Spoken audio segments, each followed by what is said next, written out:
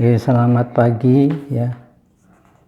Bertemu dengan mata kuliah perencanaan konstruksi geoteknik ya. Saya ulangi, perencanaan konstruksi geoteknik ya.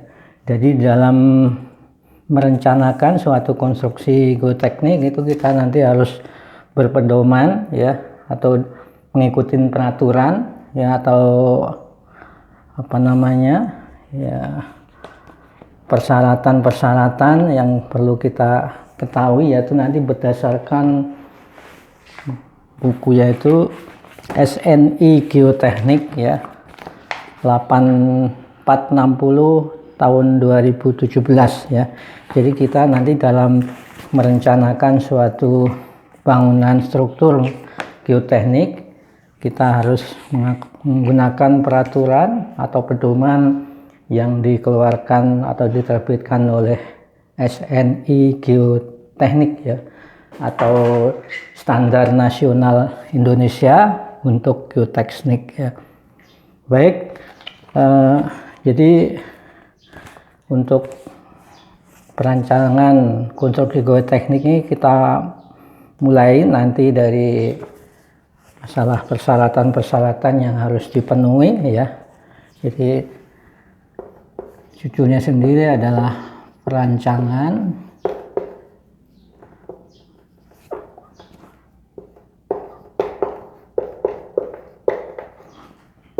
konstruksi ya geoteknik ya.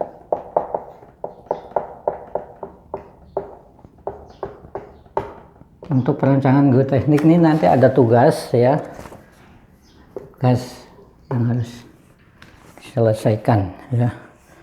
Jadi mungkin saya bacakan aja ya. Jadi mungkin nanti materinya ini bisa kita berikan dengan bisa difotokopi nanti ya. Jadi mungkin saya bacakan aja ya teori daripada perancangan geoteknik ini ya, apa-apa yang nanti harus dilakukan ya. Jadi dalam melakukan suatu perancangan konstruksi geoteknik ya, seorang tenaga ahli geoteknik ya harus mengikuti pedoman ya, tadi yang saya bilang tadi, persyaratan ya, peraturan yang ada pada standar ya Indonesia ya, SNI tadi ya, Standar Nasional Indonesia atau SNI Geoteknik ya. Jadi nanti ada SNI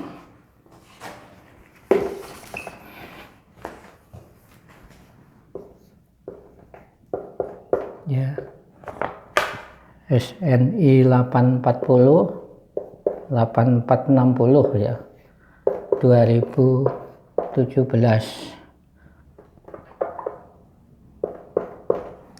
Jadi nanti kita berpedoman kepada SNI Geoteknik atau Standar Nasional Indonesia untuk Geoteknik 8460 ya 2017, yaitu persyaratan-persyaratan tersebut meliputi ya, itu nanti ada persyaratan umum ya, nanti ada persyaratan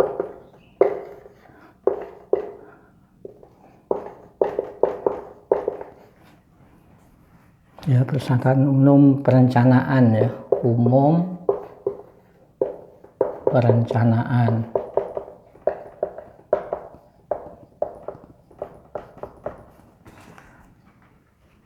ya. Persyaratan yang berlaku umum yaitu berdasarkan asumsi sebagai berikut ya. Nanti ada beberapa ini. Yang pertama, asumsinya yaitu data yang diperlukan dicatat, interpretasikan oleh seorang ahli geoteknik ya. Jadi datanya nanti dikumpulkan ya, dicatat ya, yang akan diperlukan ya untuk perencanaan tuh. Kemudian nanti B, jadi ada B ada struktur direncanakan oleh seorang personil atau seorang ahli dengan tingkat kualifikasi yang sesuai dengan ya bidangnya dan berpengalaman ya. Jadi kualifikasinya nanti kan seorang ahli itu ada yang tingkat pratama, ada yang madya, ada yang utama ya. Jadi nanti kemudian berdasarkan pengalamannya juga yang dimiliki oleh seorang perencana itu sendiri ya. Kemudian yang ke-C nanti kontinuitas dan komunikasi yang efektif antara personil yang terlibat. Jadi nanti antara pengumpul data tadi ya, misalnya dengan yang akan merencanakan bangunan itu harus berkomunikasi ya, ada data-data apa yang diperlukan ya dikomunikasikan ya, sehingga nanti supaya dalam perencanaannya bisa berjalan dengan baik ya. Kemudian yang berikutnya supervisi dan konstruksi ya. Ya, supervisi ya dalam konstruksi ya. Ya, dan dilakukan atau supervisi atau kontrol juga ya. Kualitas yang memadai di dalam pekerjaan ya. Jadi perlu supervisi atau kontrol ya yang memadai di dalam pelaksanaan pekerjaan. Kemudian jadi yang D ya. Kemudian yang E, pelaksanaan pekerjaan berdasarkan standar dan spesifikasi yang relevan ya. Jadi nanti standar yang relevan dengan pekerjaan itu sendiri ya. Kemudian yang F ya, material konstruksi dan produksi ya, atau produk yang digunakan ya sesuai dengan persyaratan yang diberikan di dalam SNI ya, atau spesifikasi yang lain yang juga yang relevan ya. Jadi nanti material konstruksi, jadi misalnya bahan-bahan konstruksi misalnya pasirnya ya, kemudian batunya atau batu pecahnya dan sebagainya ya, semennya dan sebagainya nanti sesuai dengan SNI ya. Ya. Kemudian berikutnya yang G, struktur cukup dipelihara ya. Ya, jadi struktur cukup dipelihara untuk memastikan keamanan dan kemampuan layanannya selama umur rencana ya. Jadi perlu ada pemeliharaan ya selama umur rencana daripada bangunan itu ya. Jadi nanti perlu apa-apa ya, karena kalau nggak dipelihara bangunan itu akan cepat rusak ya. Kemudian yang terakhir ya, struktur akan digunakan sesuai dengan tujuan ya, tujuan daripada pembangunan awalnya ya, atau perencanaannya ya. Jadi misalnya bangunan ini akan diperuntukkan apa nantinya ya, misalnya akan dipergunakan untuk hotel misalnya ya. Jadi harus sesuai dengan rencana dari awal, sebaiknya seperti itu ya. Kemudian ini ada yang pertama, yang kedua, persyaratan yang kedua ya.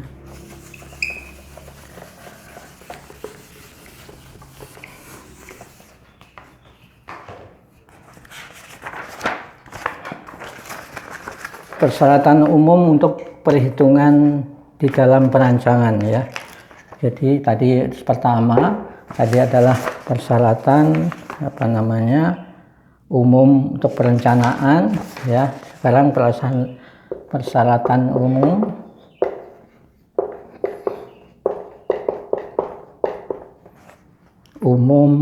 ya untuk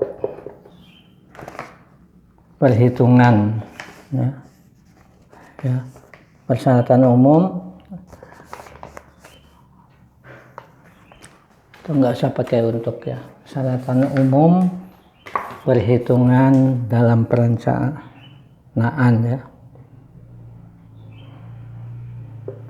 Perhitungan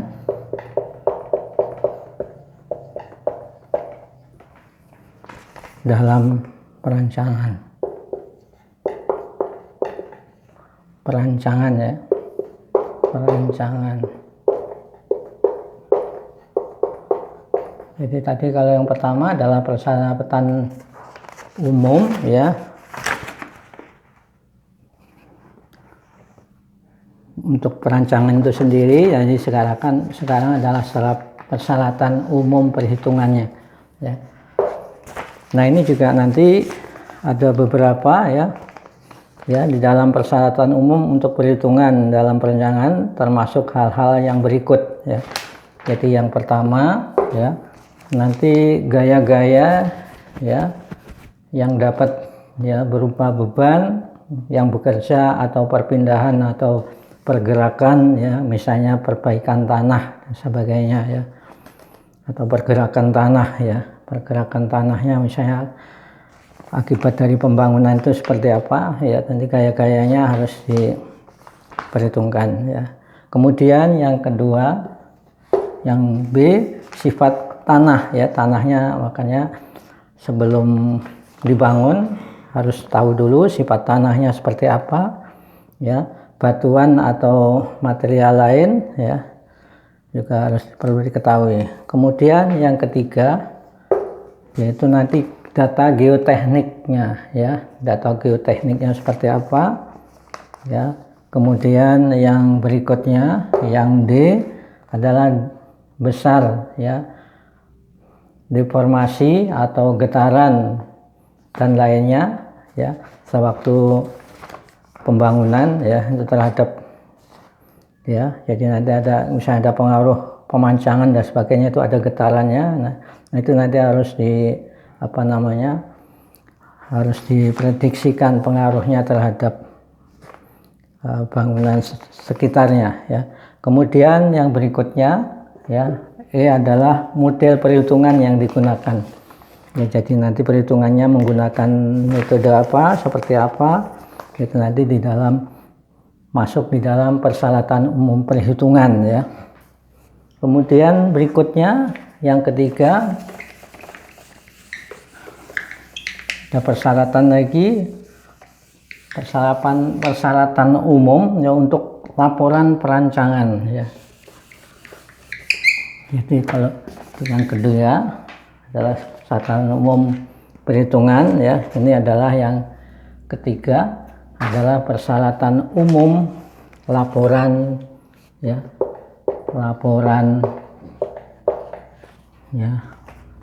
perancangan geoteknik ya.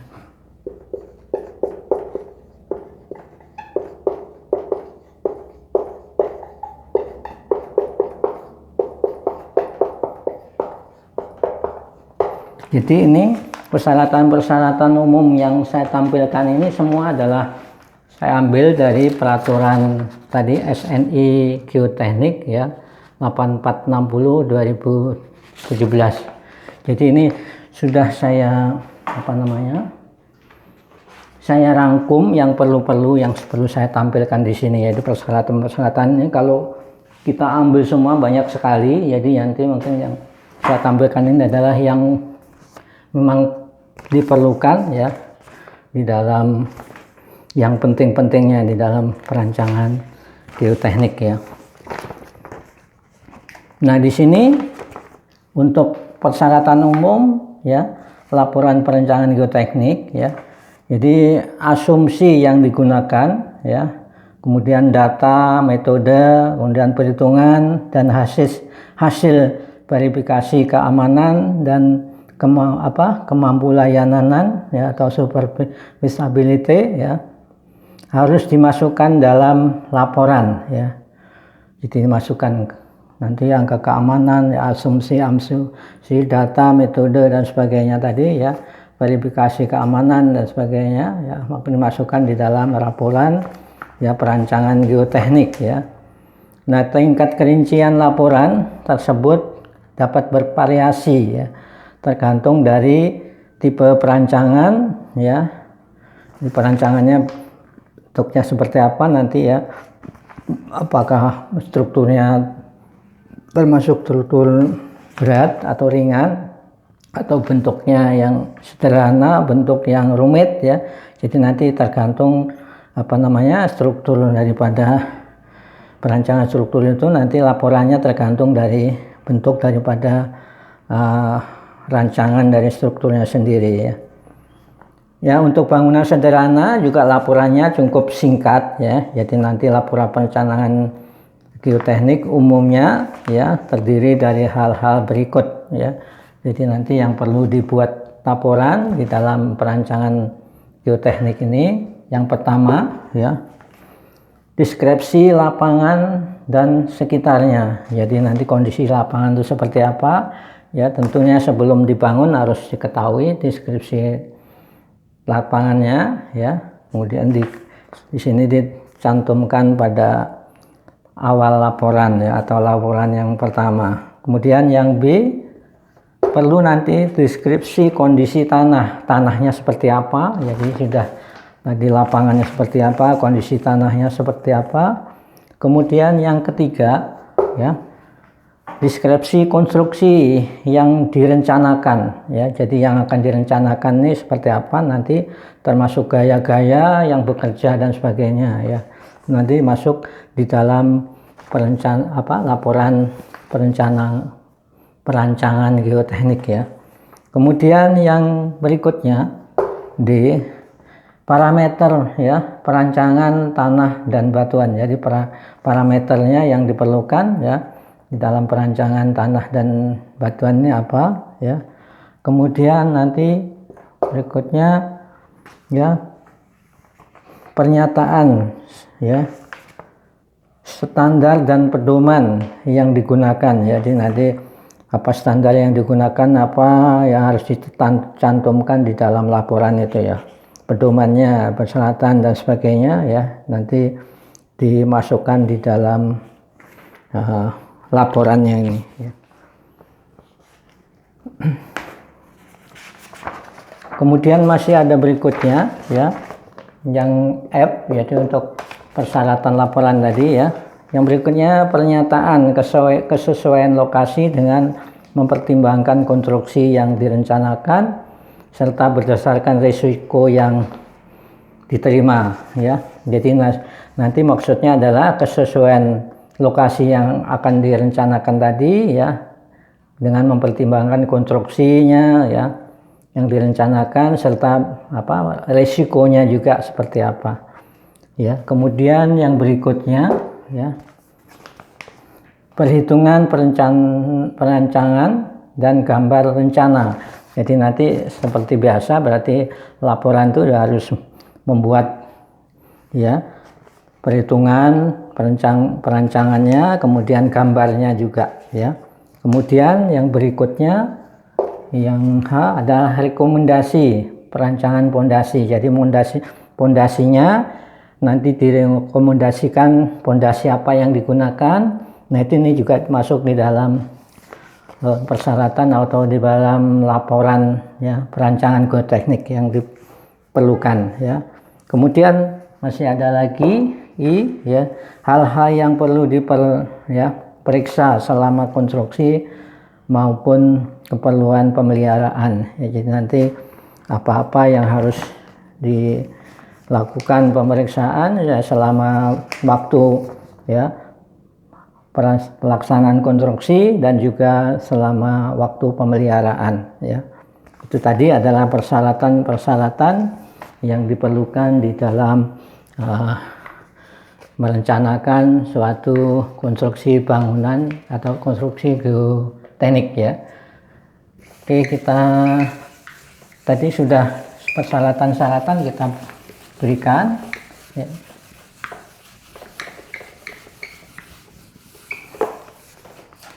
Berikutnya yaitu nanti data-data yang diperlukan, yaitu yang pertama adalah tadi data geoteknik.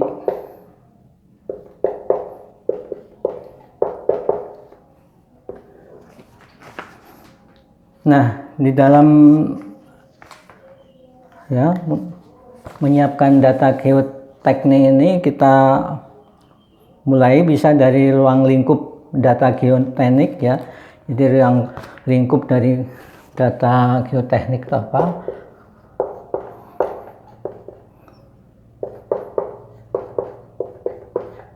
Ruang lingkup ya, data geoteknik.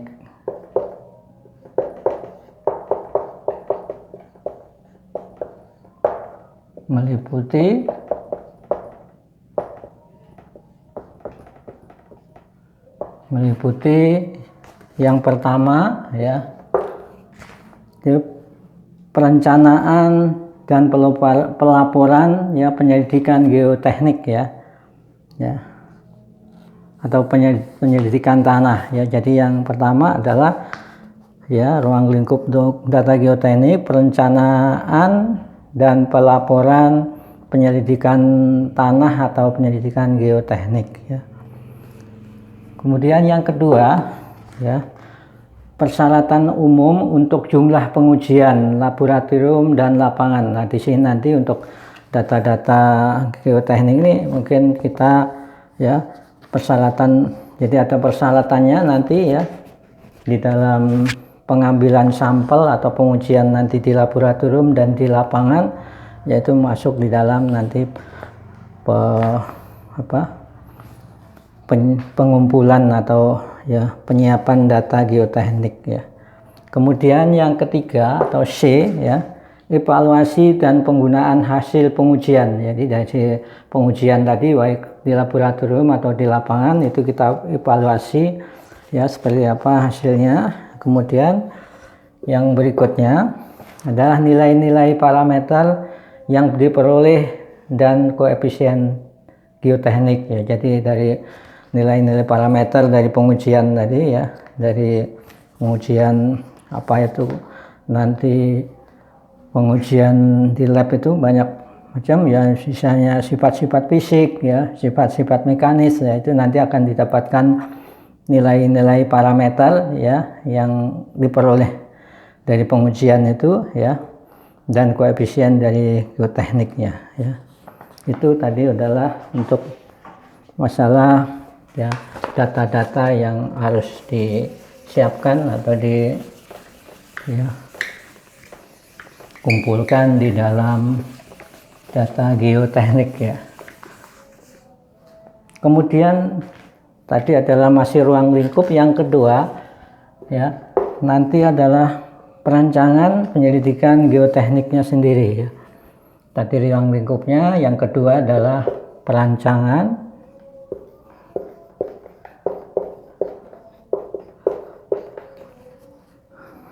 penyelidikan geoteknik.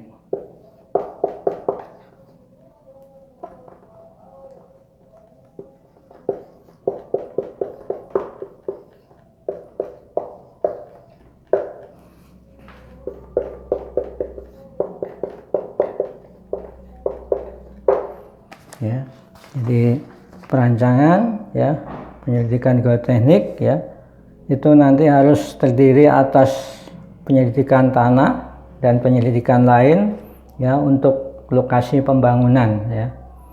Nanti di sini yang pertama yaitu penilaian dari pembangunan yang sudah ada, misalnya gedung-gedung, maksudnya nanti misalnya di dekat lokasi itu sudah ada bangunan-bangunan yang berdiri ya, jadi nanti kondisinya seperti apa bisa terlihat, misalnya ya kondisi bangunannya misalnya kokoh ya, atau ada yang miring dan sebagainya ya, atau kondisinya seperti apa. Nah, itu perlu kita di sini adalah melakukan penilaian dan dari pembangunan yang sudah ada.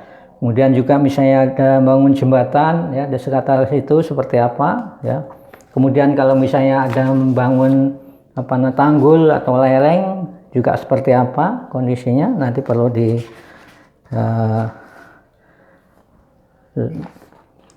dilihat atau diadakan penilaian ya. Kemudian yang berikutnya yaitu sejarah pembangunan ya pada dan sekitar lokasi. Jadi kalau ada bangunan yang sudah ada ya, bisa mungkin minta ya dari yang pernah membangun terdahulu ya, seperti apa ya sejarah daripada pembangunan itu, mungkin kondisi tanahnya seperti apa ya dan sebagainya ya. Jadi nanti perlu diketahui supaya nanti kita di dalam membangun itu bisa memperhatikan hal-hal yang terjadi, misalnya pada waktu pembangunan gedung atau jembatan yang berdekatan dari bangunan yang akan kita dirikan itu. Kemudian nanti untuk berikutnya, jadi tadi adalah apa namanya, untuk data-data geoteknik tadi ya, jadi yang kita perlukan tadi ya, jadi dari ruang lingkup dua perencanaan penyelidikan geoteknik. Kemudian berikutnya adalah penyelidikan tanahnya sendiri.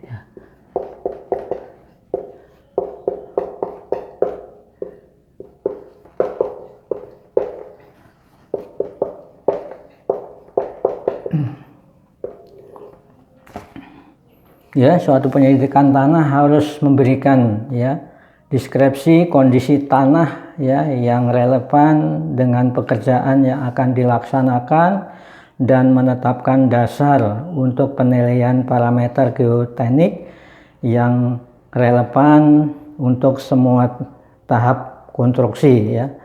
Jadi nanti berarti apa namanya, penyelidikan tanah tadi harus memberikan gambaran ya kondisi tanahnya seperti apa ya, dengan nanti bangunan akan didirikan seperti apa ya. Jadi nanti di situ bisa apa namanya menetapkan dasar untuk penilaian parameter geoteknik ya yang relevan ya. Kemudian untuk tahap-tahap tadi ya, paham konstruksi ya. Nah, nanti perlu informasi penilaian aspek-aspek yang diperlukan ya. Jadi nanti dari penyelidikan tanah tadi nanti yang diperlukan adalah yang pertama kesesuaian lokasi ya, sehubungan dengan pembangunan yang diusulkan dan tingkat risiko yang dapat diterima ya. Jadi nanti kesesuaian kondisi tanah tadi dengan bangunan yang akan didirikan nantinya ya, atau yang akan direncanakan ya, juga terhadap risikonya ya, terhadap risikonya ya, seperti apa berisikonya ya, angka keamanannya seperti apa ya. Kemudian yang berikutnya ya, B, keamanan sehubungan dengan kondisi batas ya, misalnya ada penurunan tanah ya, terangkatnya ya, tanah ada tergesernya tanah akibat massa tanah. Nah, itu nanti harus diperhatikan ya. Jadi nanti sini ada angka keamanan sehubungan dengan kondisi batas ya. Jadi ada kondisi-kondisi yang tidak boleh dilampaui ya, supaya tidak terjadi ya, misalnya penurunan konstruksi ya, terangkatnya bangunan ya, karena kemudian tergesernya ya tanah ya, massa tanah dan sebagainya. Kemudian yang ketiga berikutnya, beban yang ya tersalur ya dari tanah ke struktur ya. Jadi maksudnya beban yang tersalur dari tanah ke struktur lateral pada tiang pancang ya, nanti harus diperhitungkan ya. Kemudian berikutnya metode pondasi ya, metode pondasi yang akan digunakan, misalnya apakah ada perbaikan tanah ya, kemungkinan untuk menggali dan sebagainya kan. Nanti untuk memasang pondasi misalnya harus digali ya, apa seperti apa, nanti di situ harus apa namanya, dari penyelidikan tanah tadi harus kita apa namanya sesuaikan nanti ya, kondisi tanahnya seperti apa ya, pasir atau tanah lempung. Kalau pasir mungkin kalau digali runtuh dan sebagainya ya, makanya nanti di sini ada pertimbangan-pertimbangannya.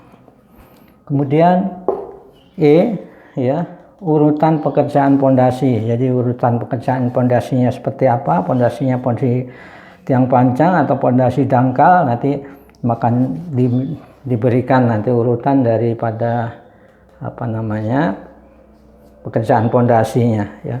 Kemudian yang ke F ya, pengaruh dari bangunan serta penggunaannya terhadap lingkungan sekitarnya ya. Jadi pengaruh dari bangunannya sendiri terhadap lingkungan sekitarnya seperti apa, bangunan sebelah-sebelah. Nah, kemudian misalnya penggunaannya untuk apa? Ya, misalnya di situ apakah sarana olahraga atau hotel, itu tentu akan berpengaruh ke daerah sekitarnya atau ya bangunan-bangunan sekitarnya atau wilayah sekitar situ ya tentu akan berdampak. Nah, itu juga harus dicermati ya. Kemudian langkah-langkah struktur tambahan. Jadi apakah dari struktur utama tadi kemungkinan nanti ada penambahan struktur-struktur lain ya. Itu harus diperhitungkan, diperkirakan ya gimana penempatannya ya. Kemudian berikutnya pengaruh pembangunan terhadap lingkungan sekitarnya. Jadi waktu membangun misalnya menggunakan tiang pancang ya. Nah, itu nanti waktu pembangunannya itu tentu akan berpengaruh terhadap lingkungan sekitarnya. Itu harus diperhatikan ya. Kemudian jenis dan tingkat kontaminasi tanah ya pada ya bangunan sekitar lokasi pembangunan ya. Jadi misalnya nanti perlu di situ perlu timbunan yang banyak ya. Jadi di sini waktu mengambil keluar masuk kendaraan truk dan sebagainya tentu nanti akan menimbulkan debu dan sebagainya. Nah, itu juga harus dipertimbangkan. Kemudian terakhir efektivitas kebijakan yang diambil ya. Jadi nanti efektifnya seperti apa ya kebijakan yang digunakan ya. Kemudian komposisi ya dan lingkup penyelidikan tanah ya harus didasarkan pada jenis dan perencanaan konstruksi ya. Jadi nanti konstruksinya untuk apa ya, jadi nanti komposisi dari lingkup penyelidikannya yang perlu diselidiki apanya itu nanti tergantung dari tadi ya perencanaan konstruksi, misalnya jenis pondasi, kemudian lokasi dan kedalaman pondasi. Nah, itu nanti disesuaikan ya. Kemudian hasil studi literatur ya dan inspeksi lainnya ya, inspeksi lapangan maksudnya harus dipertimbangkan ketika memilih ya metode penentuan titik-titik penyelidikan ya. Nah, titik-titik penyelidikan harus dapat mencerminkan variasi pada kondisi tanah dan air tanah ya. Jadi nanti menentukan titik penyelidikan untuk ya penyelidikan tanah di sini tentunya ya. Kemudian apabila tersedia waktu dan biaya yang cukup, ya waktunya misalnya sebelum pembangunan itu misalnya pembangunan akan dilaksanakan misalnya 2 tahun lagi, berarti masih perlu waktu yang waktunya masih panjang. Jadi nanti dalam perencanaan dan penyelidikan tanah ini maksudnya adalah lebih leluasa ya. Jadi di sini apabila tersedia waktu dan biaya yang cukup, maka penyelidikan tanah harus dilakukan secara bertahap ya. Jadi tadi nggak langsung satu pengujian, tadi bertahap ya untuk memperoleh informasi yang komprehensif ya, meliputi nanti yang pertama ya. Jadi nanti di dalam penyelidikan tanah tadi ya.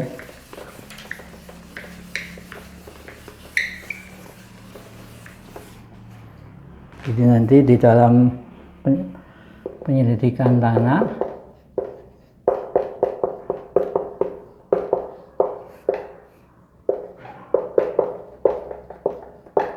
ya, nanti perlu informasi-informasi ya, yaitu yang pertama adalah penyelidikan awal ya.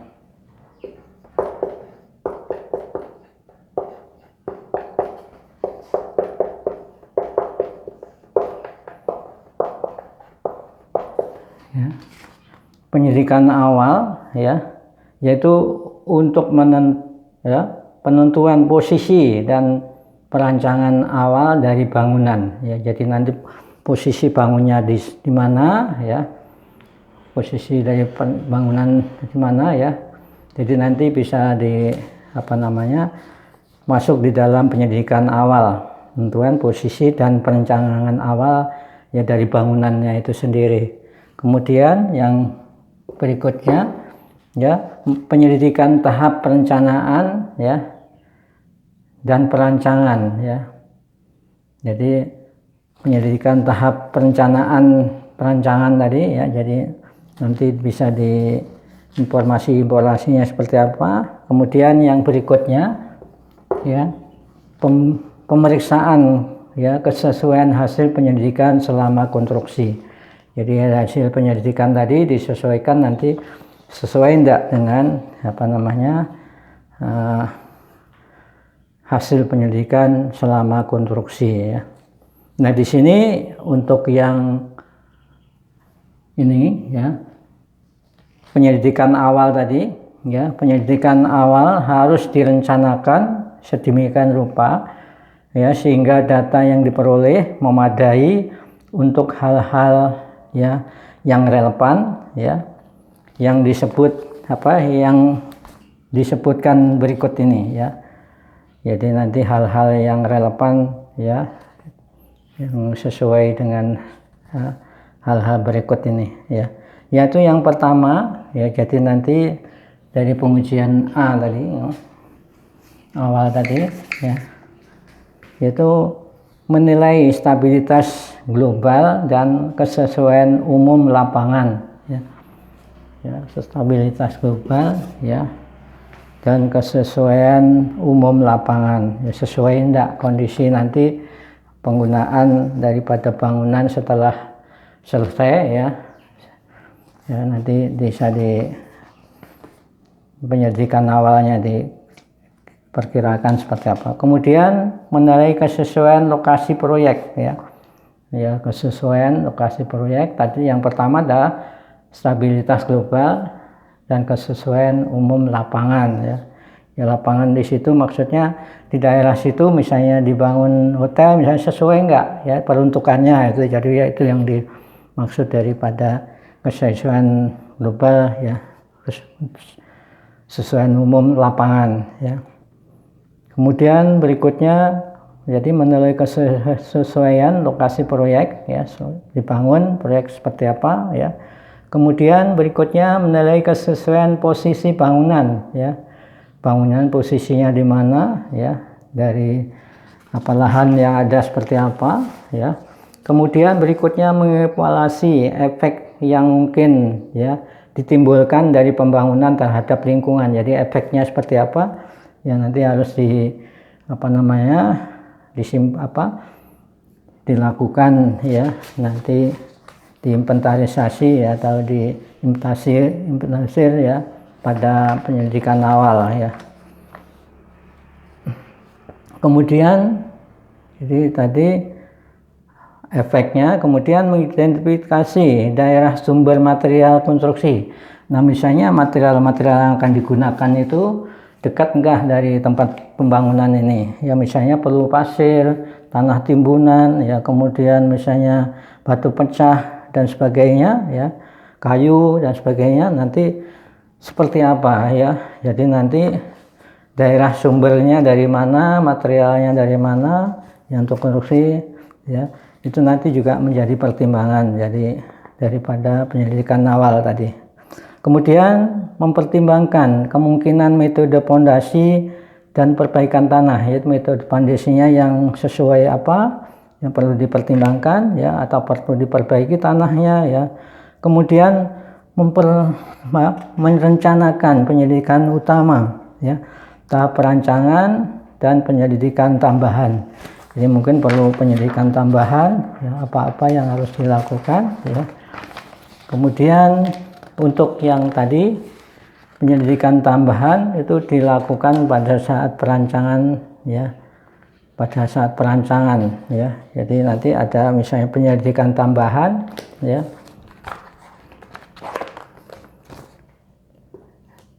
penyelidikan tambahan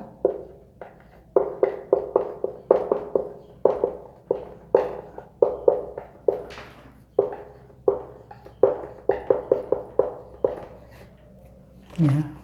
Jadi penyelidikan tambahan ya, yang dilakukan pada saat perancangan, ya, pada saat perancangan, ya, itu terdiri dari nanti yang pertama adalah pengeboran dan atau galian untuk pengambilan contoh tanah, ya. Jadi nanti perlu dilakukan pengeboran, ya, itu termasuk penyelidikan tambahan tadi, ya. Kemudian pengambilan contoh tanah, ya. Kemudian juga pengukuran, ya, muka air tanah, ya. Kemudian juga uji lapangan, ya. Kemudian di berikutnya, ya, penutupan kembali lubang bor dengan metode grouting, ya. Jadi biasanya sudah selesai dilakukan pengeboran, maka bekas-bekas lubang bor itu harus ditutup kembali dengan cara grouting. Grouting itu adalah bisa dibuat dari sementasi, maksudnya semen yang dicampur air, ya, kemudian dimasukkan ke dalam lubang bor bekas pengeboran tadi, ya. Nah, itu yang dinamakan dengan grouting, jadi supaya ditutup, ya, bekas lubang-lubang bor. Kemudian ada beberapa jenis penyelidikan lapangan, ya, selain tadi boring dan pengambilan sampel tadi, sampel tanah tadi, nanti uji lapangan, ya. Jadi beberapa jenis uji lapangan.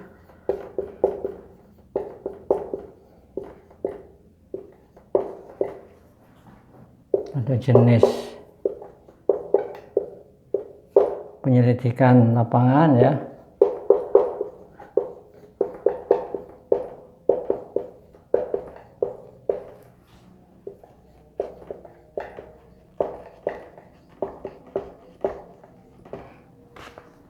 Yang pertama, ya, uji lapangan dengan CPT, ya, bisa CPT, kemudian SPT.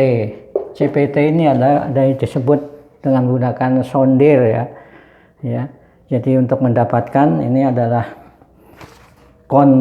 singkatan dari pneumometer test, ya, ya. Kemudian ini yang SPT adalah standar penetration test, ya, SPT, ya. Jadi nanti yang termasuk di penguji penyelidikan lapangan, ya. Kemudian yang kedua nanti pengambilan contoh tanah, ya, untuk deskripsi atau uji laboratorium. Jadi nanti ambil contoh tanah, ya, untuk deskripsi ataupun untuk uji laboratorium, ya. Jadi nanti pengambilan sampel tanah atau contoh tanah. Yang ketiga adalah pengukuran, ya, air tanah, ya, untuk penentuan muka air, ya, atau muka air tanah atau profil tekanan air pori, ya. Jadi nanti muka air tanahnya berada di mana dari uji penyelidikan lapangan tadi, ya, akan diketahui, ya, posisi dari muka air tanah, ya. Kemudian yang keempat, ya, penyelidikan geofisika kalau diperlukan nanti seperti uji seismik, ya, uji pengukuran tahanan tanah, ya, dan kecepatan rambat gelombang pada tanah, ya. Jadi ini biasanya kalau bangunan-bangunan berat atau bangunan besar nanti bisa dilakukan uji, ya, penyelidikan geofisika, ya. Jadi atau uji seismik, ya. Jadi nanti akan mengetahui, ya, tahanan tanah yang ada, ya, seberapa besar, ya, kemudian kecepatan rambat gelombang, ya, pada tanah berapa nanti dari uji daripada seismiknya ini, ya. Kemudian yang terakhir uji skala besar seperti penentuan daya dukung tanah atau perilaku, ya, langsung pada elemen struktur, ya, tertentu, misalnya nanti angkur, jangkar dan sebagainya, ya. Maka nanti bisa dilakukan, ya, di dalam penyelidikan lapangan tadi, ya. Kemudian nanti ada program penyelidikan lapangan, jadi perlu kita menyiapkan program ya.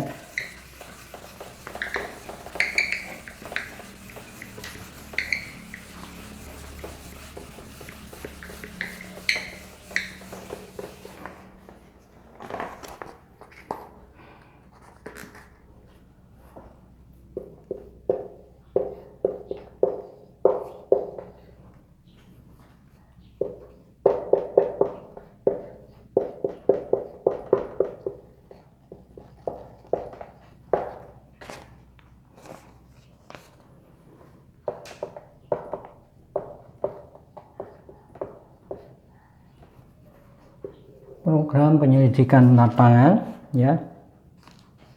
Jadi program penyelidikan lapangan ini meliputi yang pertama ya, nanti adalah rencana lokasi titik penyelidikan termasuk jenis penyelidikan. Jadi nanti masuk di dalam program penyelidikan lapangan ya. Misalnya rencana lokasi titik-titiknya itu yang akan diambil seberapa, di mana ya. Jadi ditentukan nanti. Kemudian jenis penyelidikannya apa yang akan digunakan. Kemudian juga nanti kedua adalah, jadi ini tadi adalah lokasi ya, rencana lokasi titik-titik ya, titik-titik penyelidikan.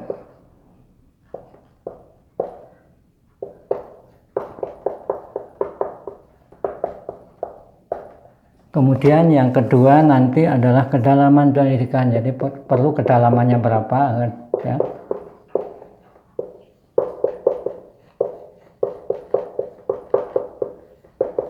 Ya, jadi yang diuji nanti kedalamannya berapa disesuaikan dengan nanti keperluan pondasi itu ya. Pondasinya yang akan dibangun itu seperti apa, pondasi apa ya. Maka nanti sesuai dengan itu perlu mengetahui kedalaman daripada penyelidikannya ya. Kemudian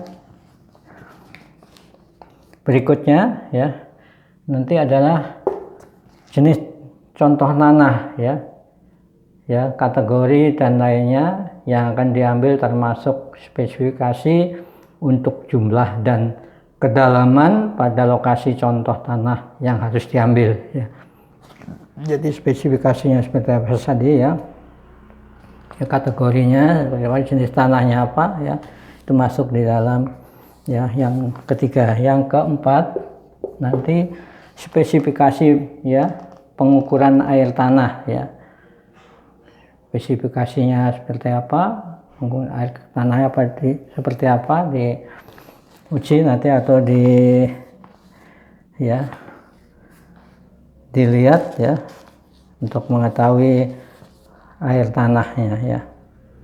Kemudian jenis peralatan yang digunakan ya, peralatan apa ya, nanti 5 ya, jenis dan peralatan yang akan digunakan ya di dalam penyelidikan itu sendiri, nanti apa-apa yang digunakan ya, peralatan yang akan dilakukan. Kemudian yang keenam adalah standar yang akan diterapkan ya, standar yang akan diterapkan ya.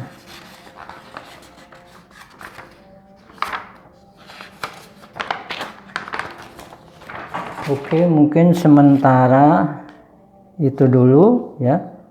Jadi yang kita berikan ya, jadi nanti di dalam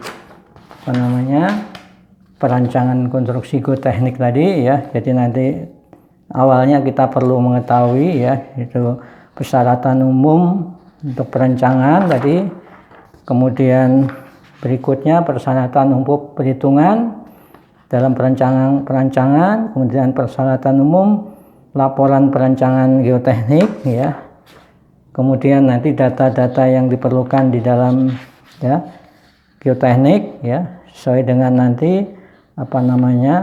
peruntukannya ya, perancangan apa yang akan dibangunan apa kan yang akan direncanakan ya.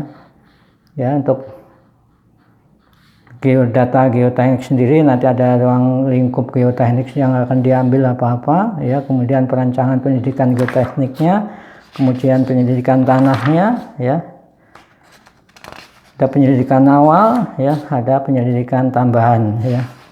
Kemudian ada untuk melakukan ya penyidikan di lapangan, nanti perlu kita menyiapkan program penyidikan lapangan ya, apa-apa aja yang harus dilakukan ya. Mungkin sementara itu dulu yang bisa saya berikan. Jadi nanti masih ada teori sedikit ya, dan juga nanti persyaratan-persyaratan mengenai jumlah titik ya, kedalaman dan sebagainya nanti kita berikan nanti di dalam kuliah berikutnya. Oke, saya kira cukup dulu ya. Selamat pagi.